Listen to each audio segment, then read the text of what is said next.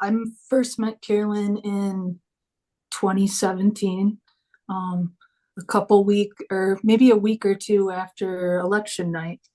Um, my friend's son went missing in his early 20s.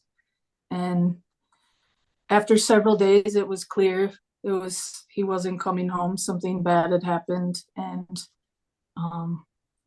a friend of mine from Milwaukee, I was at the public house, they used to call it. It's like a community gathering spot, and talking to friends about it, about how we should deal with it. And he was like, there's a medium that lives, I think, outside of Chicago. And that's like her thing. She finds lost people, missing people. And I sent her email, and within minutes, she called me back. And I guess from there, our friendship kind of grew. And she has been very helpful in that case. And with me personally, I've also had personal readings with her. She lived not far from me in Milwaukee, and we met. We spoke over the phone several times, and like right away, she started giving visuals of the young man.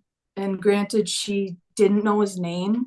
I'm like incredibly shy and nervous when I have to communicate with new people, and this applied to Carolyn too. But it was different.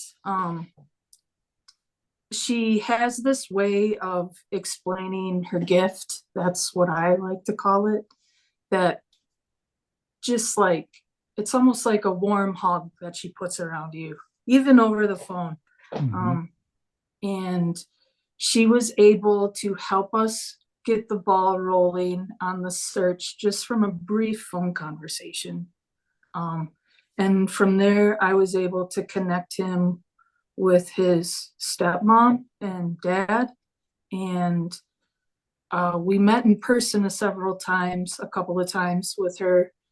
And the big moment that I remember was he was communicating numbers to her.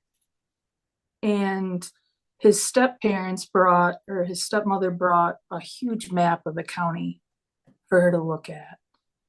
And we figured out that they were coordinates, and he was dialing in on the search and eventually where his body would be found.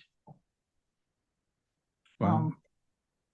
And it's that missing persons case. It's been 7 years. The family put it to rest, but me knowing the community, because I grew up in it, but also having confidence and faith in Carolyn, it's a passion. Like, she wants to give people rest, the families, but also the dead. So she was able to give the coordinates where his body was found. Yes. Okay. She told us that we wouldn't find him right away. She gave details of the rings that he had on his hands, what was in his pockets. She gave extreme detail of how his death occurred. It was just an amazing experience. So his body was eventually found, and did everything match up in terms of what he had in his pockets and the cause of death and all that? Yeah. She told us that we would find him before the snow started to get too deep. And I believe it was January 1st, 2018. A snowstorm was rolling in, and some of his closest friends were looking for him, and they found him. Okay. In the water. And she said he'd be found in the water? she said she'd be found in the water. She talked about how much water would actually be in his lungs and how that would contradict the autopsy report. Um, she told us that within seven, she also said, let me back it up. During the process, she also talked about how they would preserve his body. And some of these conversations, like her process, like she didn't even know him. Like she didn't even want to know his name, or she just like connected to me over the phone. And then once she had that connection with his father, it was almost like this charge that went through, this like spiritual charge. I don't know Yeah. how to fully describe it. Yeah, no, that's a great description. Yeah. So, you said 7 years later, you're still in contact with Carolyn. You've had some personal experiences with her. What's that been like? Uh, insane. Like she's just, I had a reading. I had a personal sit down reading with her.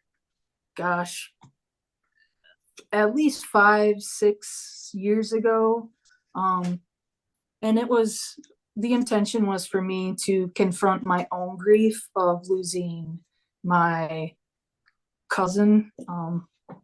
And after I had that meeting, it like the advice and the wisdom she gave me, and it helped me not completely heal. It's an everyday battle, but like see death isn't so scary, you know. Mm-hmm. uh there's literally like just knowing that the people are around us. Like she helped me believe in something again. Yeah. So what did she tell you about your cousin? uh um she went through what happened to him because family wasn't ready to have that conversation with me. um she talked about our childhood and our bond, like details that nobody would know. um like matching shoes we had as kids. She brought his presence to us. um but she also taught me how to open up my heart and mind and pick up on the things that the signals that they give us, and the reassurance that they're with us. Mm-hmm. um, she's since that experience too, like Carolyn has become more than like my medium friend. Like she's kind of jumped into like a big sister role. Mm-hmm. And she's just an incredible human. So since her connecting with Jordan and helping to find Yeah. the body, and then knowing all these things about your cousin, um, how does that affect how you feel about death, about what happens to us when our loved ones cross over?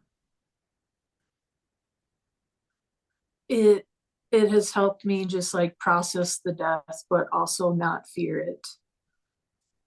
And um it never ends. Like life never really ends. We just step over to another realm, what you believe in, and they're close. Like sometimes just even saying their name is all you need. So do you feel like you've been able to make a connection yourself to the other Yeah. side? Yeah.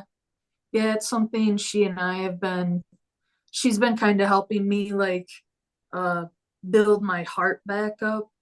um and also like I didn't she has flat out told me that I'm sensitive. um it's one of the reasons, uh like a lot of my anxiety and stuff that I've always had, I didn't realize that was because of it. And she has almost became like a coach. I Yeah. kind of lost the question. No, that was great. That was great. So anything else that you want people to know about Carolyn, or any advice you give to someone who's thinking about going to see a medium for whatever reason, whether it's to find a missing person or whether it's to connect with a loved one? Um, it's okay to be a skeptic with Carolyn. Um, she she is she's just a human.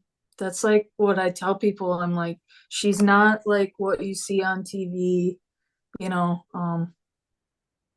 She's just a lady who was born with this gift and then had a traumatic experience that magnified it, and just take it for what it is. Like there's no pressure with her.